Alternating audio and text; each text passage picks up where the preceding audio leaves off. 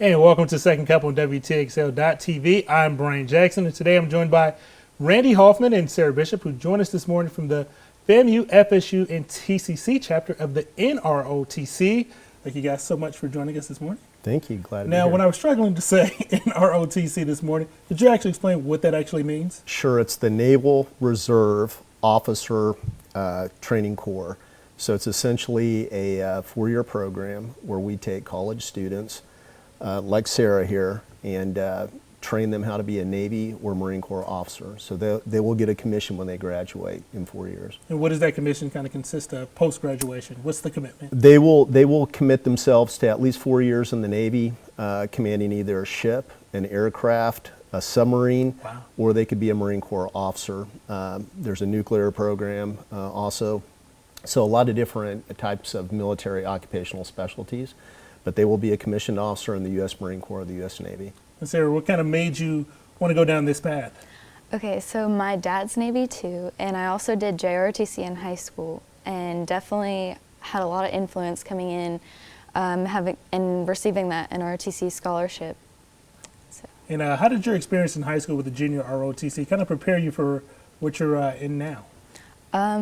So you're always working on physical fitness and coming in, and they'll explain, your senior naval science instructor will explain why it's important to continue working towards all of that, and kind of applying for the scholarship. They'll work with you through that, they'll help you, they'll go through every step along the way. Now, Randy, what does that scholarship actually look like? What type of financial assistance is that providing? Sure. The Navy and the Marine Corps will pay up to $180,000 towards your college. So whatever that payment is for your school for those 4 years, regardless of what university it is, they will pay up to $180,000, which pretty much covers most colleges. So very similar to like the Naval Academy or West Point.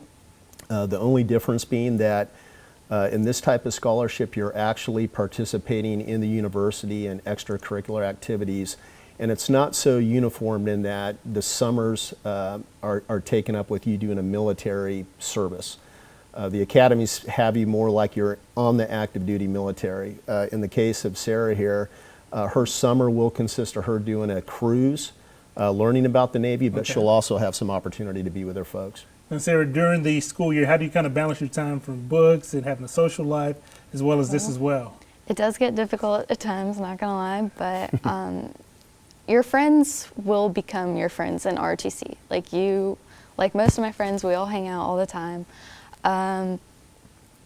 Like academics, you just gotta get it done. Like it's gonna be late nights, you're gonna wake up early for PT, but it's manageable. Like if you have time management skills, that's very important, but it's manageable. Now, with this particular program, you guys are incorporating all three of our local schools. So what kind of advantages does that add with having kids from TCC, FSU, as well as FAMU? Well, it's very representative, very representative of the Navy and the Marine Corps that they're going to serve in. The Navy and the Marine Corps is a slice of the American people, so it's very diverse. So by having a historically black college, having a junior college, and having a large school like FSU, we get a slice from the American public.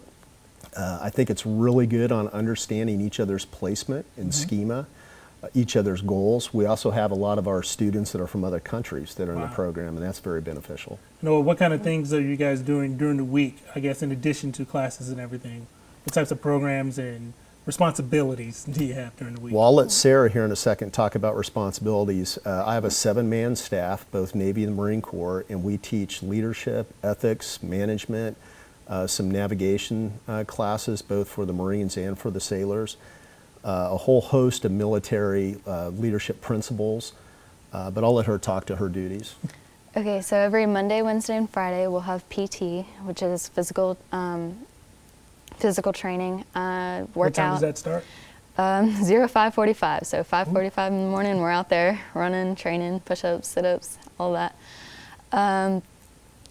Also, this week we'll have the FAMU homecoming parade, and we'll be marching in that.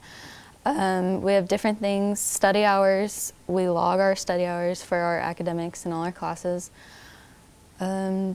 We have Leadership Lab on Thursdays that also starts at 5:45 where we wear our uniforms and we discuss the importance of leadership. Yeah.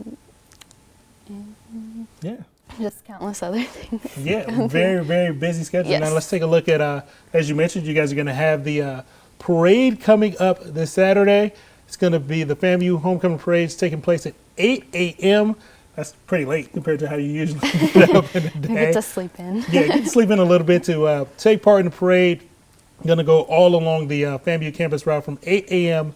to 11 a.m. and we'll have much more of this information. If people would like to join, how could they join? There's a website that you can go to. It's the Naval ROTC website. There's a lot of information. They can also go to the FAMU website, and there's a drop-down menu where you can see our unit, and they can actually just call FAMU and call the Naval ROTC unit, and we can give them information. We're welcome to bring high school students in if they're interested in sitting in a class to see what it's like, or any of the college students from the 3 schools we represent. And I thank you both for joining me this morning, and thank you so much for your service as well. Thank you very much. It's our Thank you. privilege.